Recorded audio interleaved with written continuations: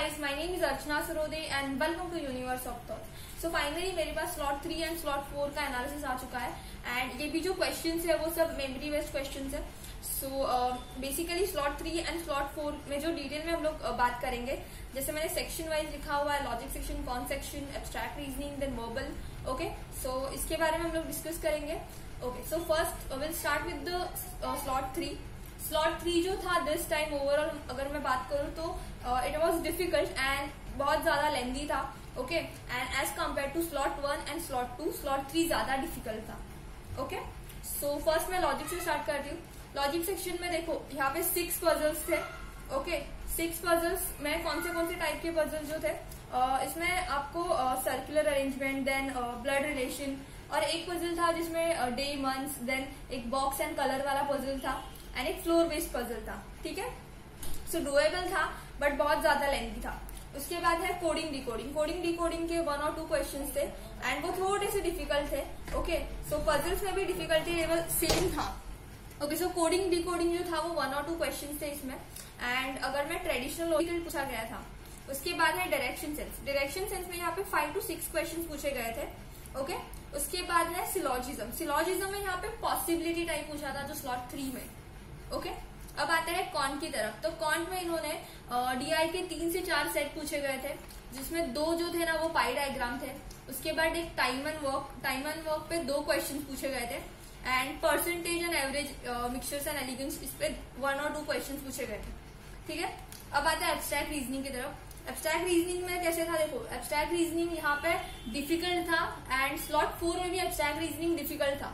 Okay, सो यहाँ पे all type questions पूछे गए थे, मतलब सीरीज जो थे, सीरीज के 7 to 8 क्वेश्चंस थे एंड एनोलॉजी. उसके बाद है ऑड मैन आउट एंड एक डिसिमिलर पेयर वाला. ये कल के स्लॉट में भी डिसिमिलर पेयर वाले क्वेश्चन पूछे गए थे. ठीक है, उसके बाद है वर्बल. तो स्लॉट 3 में वर्बल के जो थे वो आरसी के 2 पैसेज थे. उसके बाद पैराजम्बलिंग के क्वेश्चन थे, then sentence correction and match the pair के 3 क्वेश्चन पूछे गए थे. उसके बाद है filling the blanks, then cloze test. उसके बाद क्लोज टेस्ट जो था वो थोड़ा लेंदी था बट वो डुएबल था. और एक न्यू पैटर्न क्वेश्चन, मतलब जो कल के स्लॉट में पूछा गया था, जैसे 6 सेंटेंस आपको दिए गए हैं, उसमें से 6 सेंटेंस में 4 वर्ड जो थे वो बोल्ड और हाईलाइटेड थे. तो आपको फाइंड आउट करना था कि उसमें से कौन सा एक वर्ड जो है वो इनएप्रोप्रिएट है.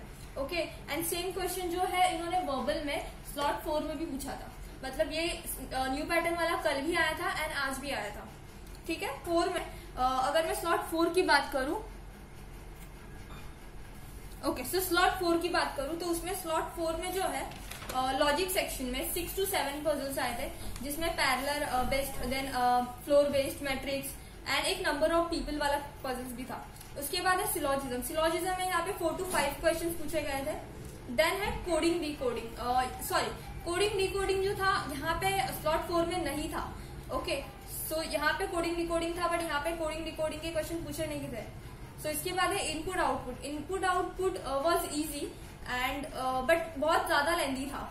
उसके बाद क्रिटिकल रीजनिंग के ऊपर 3 से 4 क्वेश्चन पूछे गए थे. उसके बाद है डीआई. सो डीआई में जो है यहाँ पे 4 सेट थे. ओके, जिसमें bar graph, then line graph. Okay, और एक क्वेश्चन था जिसमें एक बैचलर और नॉन बैचलर थे और 5 हॉस्टल्स ऐसे था. सो उसके बाद है उसमें रेशियो फाइंड आउट करना था, देन परसेंटेज बेस थे. तो ओवरऑल जो था उसमें कैलकुलेशन ज्यादा था. कैलकुलेशन वाला पार्ट जो था डीआई सेक्शन में वो बहुत ज्यादा था. उसके बाद profit and loss and partnership question थे. पार्टनरशिप पे 2 क्वेश्चन पूछे गए थे.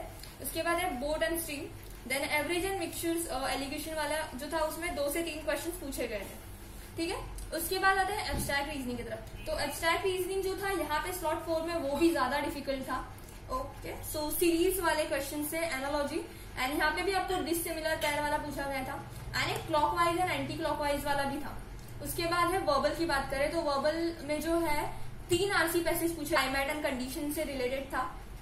उसके बाद सेंटेंस करेक्शन था एंड अगर मैं 3 पैसेज की बात करूं तो 3 पैसेज में से एक पैसेज जो था जिसमें 7 क्वेश्चंस थे, सेकंड पैसेज में 4 क्वेश्चंस थे एंड जो थर्ड पैसेज था जिसमें भी 4 क्वेश्चंस थे. ठीक है, उसके बाद क्लोज टेस्ट जो थोड़ा सा बड़ा सा लेंदी क्वेश्चन पूछा गया था, मतलब एक बड़ा सा पैसेज जिसके ऊपर आपको क्लोज टेस्ट वाला क्वेश्चन था. सो वो उसकी लेंथ देखे बहुत सारे स्टूडेंट ने स्किप किया था. स्किप कर दिया।